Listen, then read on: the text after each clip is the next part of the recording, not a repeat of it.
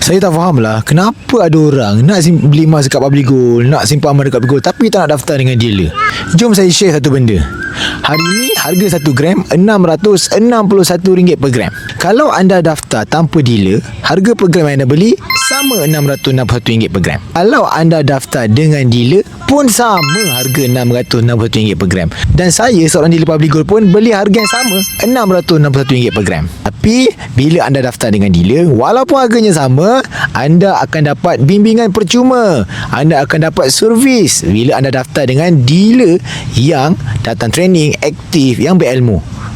Jadi nak daftar, anda carilah dealer yang aktif dan berilmu. Tapi anda dah jumpa video saya, anda tak perlu cari. Anda dah jumpa dealer yang aktif, yang berilmu, dan juga dealer yang cemerlang, dapat award daripada Public Gold.